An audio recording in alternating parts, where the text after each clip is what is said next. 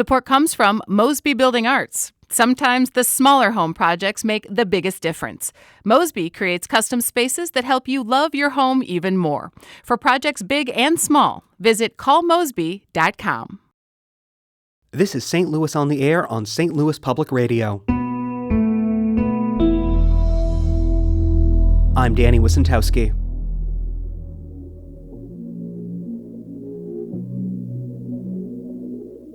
Before the St. Louis skyline was known for its soaring arch, it was known for something else, its smog, and it covered the skies. One observer, an airplane pilot in 1937, described the smoke as a kind of physical presence in the air. To him, the smog was so thick it looked like dinner rolls.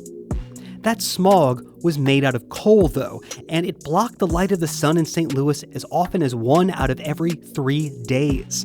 And by 1941, coal was a plague on the entire region, its sky, and the health of its residents. But St. Louis was also hooked on coal, a cheap fuel source with no easy replacement. This was an era where the idea of government getting involved in public health was not well established. There wasn't even an agreement on whether the companies that produced the coal bore any responsibility for its smoke. Every city in the country faced some form of this problem, but none of them solved it until in 1941, St. Louis did. The story of how St. Louis cleared its skies lies at the heart of the book Black Gold: The Rise, Reign, and Fall of American Coal. Its author, Bob Wyss, is a Seattle-based journalist and former reporter and editor for the Providence Journal. And today, we want to revisit his conversation with Elaine Cha from last November. Bob, welcome to St. Louis on the Air. Thank you. It's wonderful to be here. So, Bob, your book covers a very broad history of coal in America. You describe coal as, quote, the magic elixir that fueled America's Industrial Revolution. Bob, what does that mean? Well, coal was just incredibly powerful when we started to use it early in the 19th century. And it was by far the most easily used energy that would both power the railroads, that would create the steel industry, that would create the American empire that we know it today. Without coal and without a way to transport it and then a way to build on it, we would not have today the skyscrapers, the bridges, the steamboats, the railroads, and the infrastructure that we now know as the American empire. So the magic part is really what it enabled, is that right? Yes, essentially. And, it was not just industry. We relied upon coal to heat our homes, to cook our meals for 100 years. And it was literally in everybody's home. It was something that today, most of us probably wouldn't even recognize a lump of coal, but our ancestors, our grandparents, our great-grandparents, it was in their homes every single day. Mm-hmm. Bob, you came to St. Louis about a decade ago to try and understand that magic and what it did to American cities. What did you find here? Well, it was a fascinating story. I would discover, as you pointed out, this had been a problem for a very long time in many, many cities. And it had failed. Time and time again, there had been efforts, primarily by women, to mount campaigns to try and reduce the amount of coal smoke that was occurring in the cities, primarily in the winter when everybody was using it for heating. And they would fail. And what was fascinating to me was the fact that St. Louis was able to succeed where in the past nobody else had really been able to make much of a dent on it. Mm-hmm. I'd like to add another voice to this conversation because to talk about how St. Louis got rid of its smog, we need to talk about Raymond Tucker. Andrew Theising is a political science professor at SIU in Edwardsville. Last year, he published a detailed history of Tucker titled The Mid-Mod Mayor. Andrew, welcome back to the show. Thank you, Elaine. So in the 1930s, Andrew, Raymond Tucker was still many years away from becoming the mayor of St. Louis and building the Gateway Arch. What was Raymond Tucker doing at that time in the 30s? So Raymond Tucker was a professor at Washington University, and he was a mechanical engineer, combustion. He understood combustion, and he was brought in first through the community smoke leagues, and then brought into City Hall by Mayor Dickman with the intention of doing something with the coal problem. Mm-hmm. Each of you, Andrew and Bob, has done extensive research on what it was like to live in St. Louis at this time in the 1930s. And in the introduction, we noted that coal smoke was so bad, it blocked out the sun. Andrew, did people complain about that? I think it was accepted. I think people gave in that this was just part of our reality, that if we want to have, as Bob said, if we want to have the built environment and we want to have these big factories working, we have to have coal. Mm-hmm. Was that complaining part of how Raymond Tucker got so tied into the fight against coal? It started with the community movements against coal. And that was where other faculty from Washington University were involved. And then Tucker, they brought Tucker in. Mm-hmm. Bob, what is it that you found as you were researching what it was like to live in St. Louis at that time, particularly what day-to-day life was like? Well, on a day-to-day basis, I don't know if the coal smoke was that problem. It's just that there were episodes, terrible, terrible episodes, when because of the weather conditions, the smoke would not rise, but it would actually stay down pretty much at ground level. And this could happen for a period of just a few hours, or it could last for 2 or 3 days. And you had these episodes that would they occurred throughout the 20s and the 30s into 1940, just periodic, just as episodes. Similar, I guess, to what would happen in London, but it wasn't quite as frequent. And when they did occur, they were pretty bad. And all you had to do would be to go to places like the Missouri Botanical Garden to discover how dangerous this smoke could be, because the plants died in the garden. Did you find... Which makes you wonder what was happening to people. Right.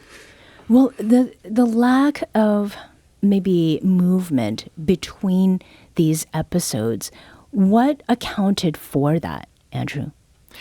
I think that I think everybody agreed that it's dirty, and people would open their windows and the coal dust would get on their belongings, and just people out in the community, it would get on their clothes, it would get in their hair. It was just nasty. And I really don't think there was enough organized people against it, or at least powerful people against it. And coal, I think, coal smoke was seen as being a good thing because it's a sign of commerce. So I think the industrialists didn't mind it. Mm-hmm.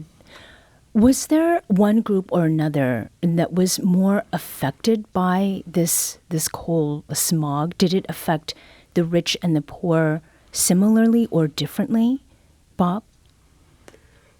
It impacted the rich people just as much. It was a very democratic situation where everybody was affected by it,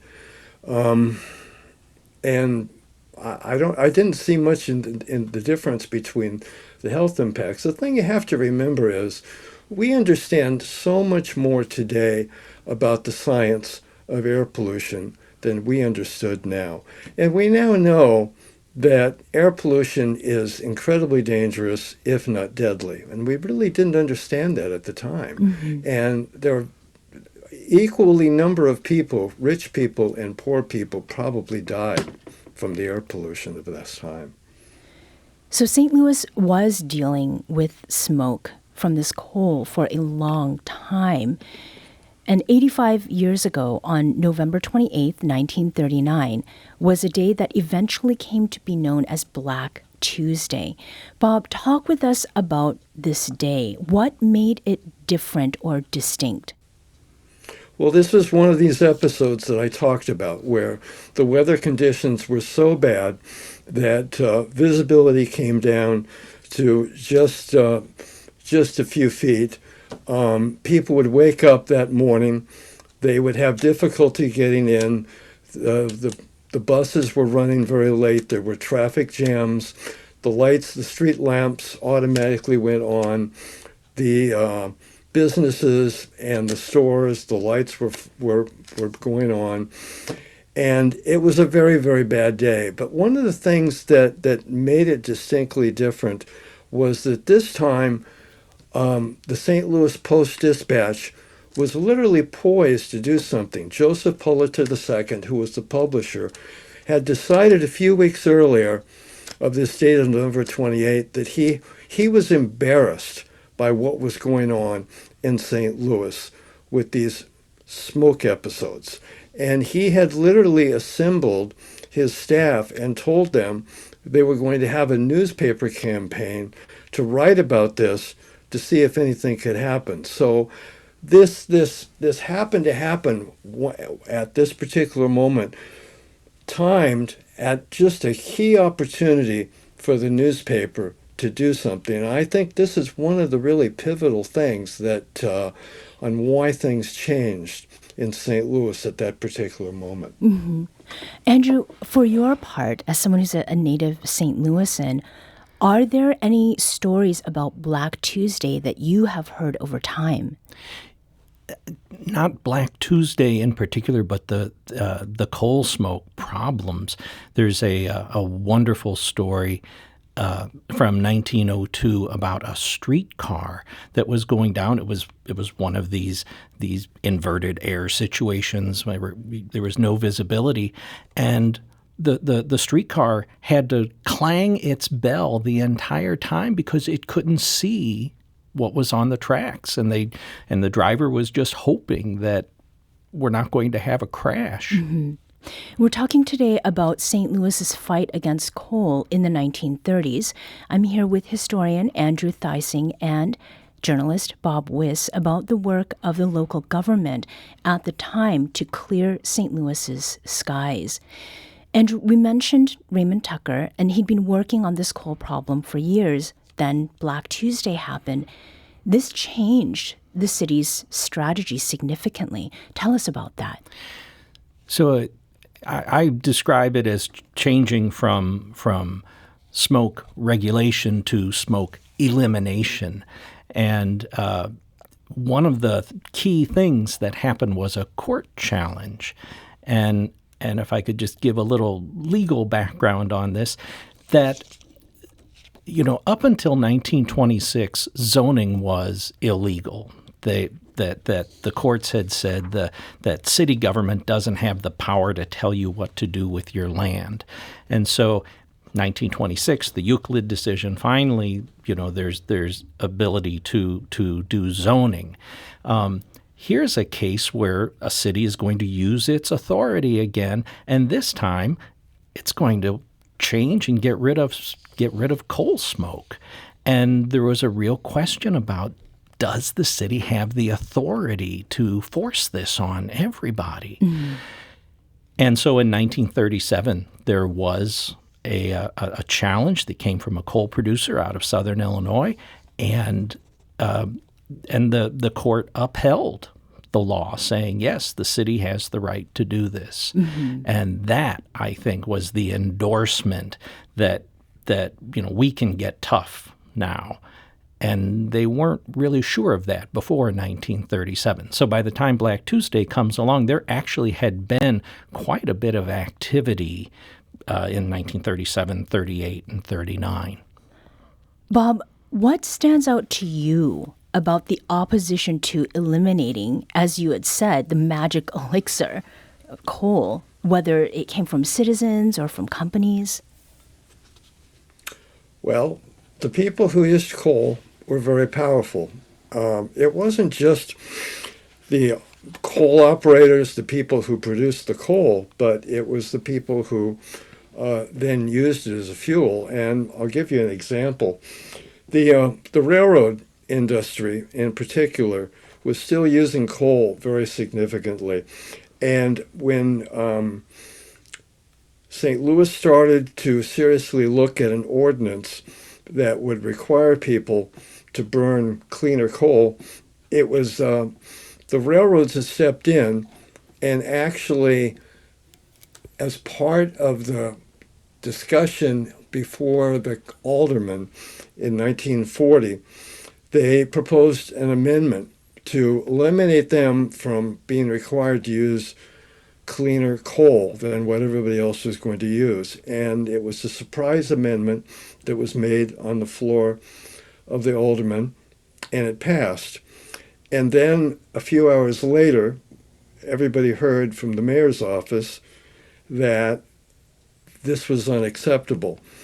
And there was an eruption, literally in the press, condemning the railroads for what they did. And amazingly violent language was used in the editorials denouncing the amendment. And within something like 48 hours, that ordinance was changed back, the amendment was reduced.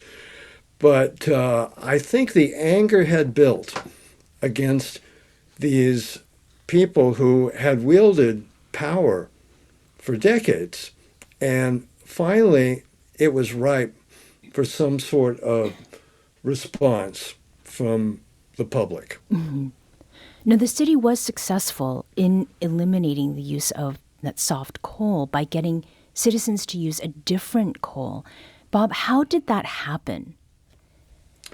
Well, coal, there's various grades of coal. You know, I wrote once that coal was dirty, and my editor pointed out there were various forms, and the editor pointed it's all dirty.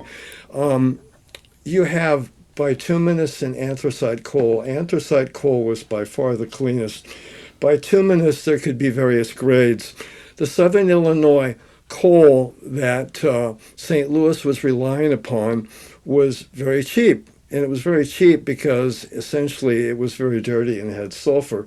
And so what the city essentially recommended, Raymond Tucker was the person who was the key for this, was that they just had to buy more expensive coal, either from elsewhere. And this had created an uproar within Southern Illinois, and they prompted, they threatened, they filed lawsuits, they tried to establish a boycott against the city of St. Louis and the merchandise in St. Louis, simply because they couldn't compete with this cleaner coal that was going to be brought in from elsewhere in the country. Mm-hmm.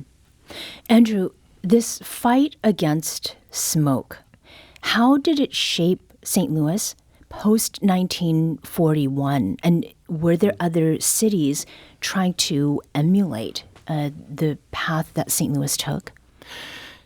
Raymond Tucker enjoyed a very nice career after this as a consultant, and he went around the country actually helping cities to implement a solution. And really it is, as Bob alluded to, it really is a very simple solution. You can either keep the same equipment and burn this hard coal, the anthracite coal, or you could get an upgrade of equipment and then still burn the dirty soft coal from Southern Illinois. Mm-hmm. And that's the impact. That's the impact where we saw a big difference between rich and poor.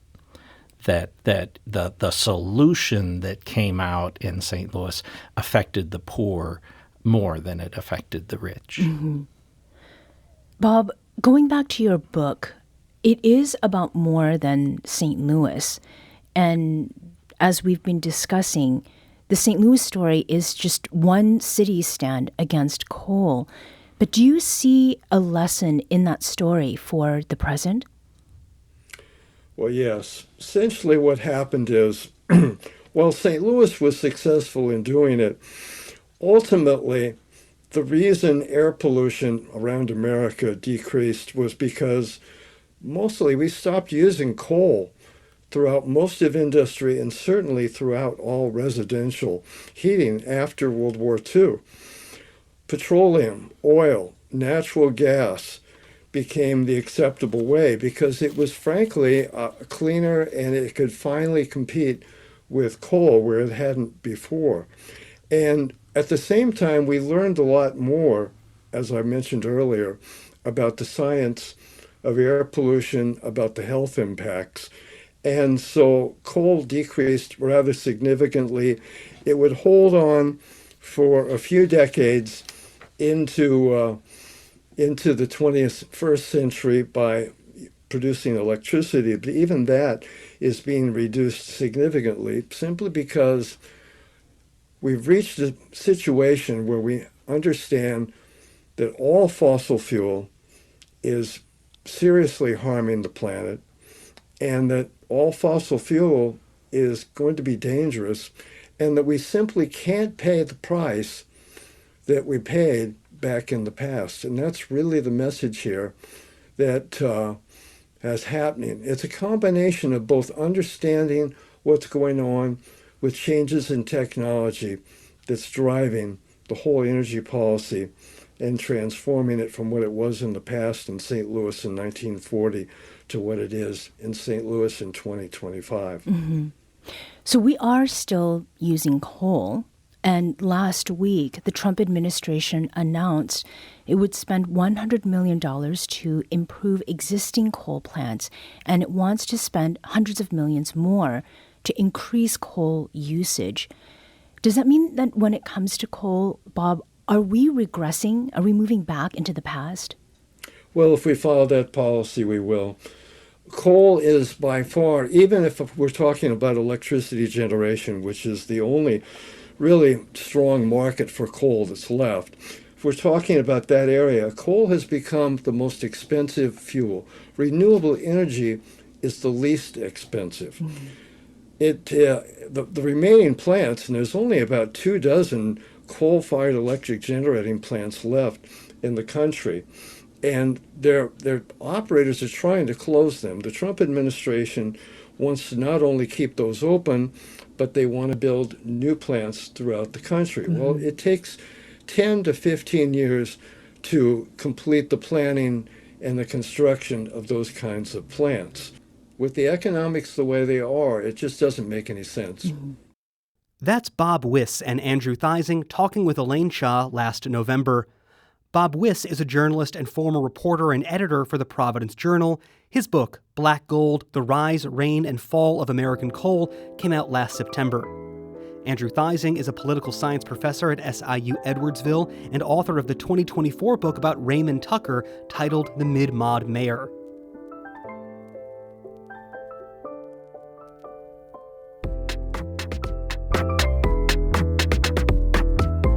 This episode was produced by Danny Wissentowski. Audio editing by our executive producer, Alex Hoyer. Audio engineering and podcast design by Aaron Dorr. St. Louis on the Air is a production of St. Louis Public Radio. Understanding starts here. Do you find yourself regularly listening to episodes of St. Louis on the Air? Suggest us to a friend you think might enjoy our conversations, and leave us a review and rating on Apple Podcasts on the App Store. It's the simplest way to help people discover our show. Thank you. St. Louis Public Radio is a member-supported service of the University of Missouri St. Louis.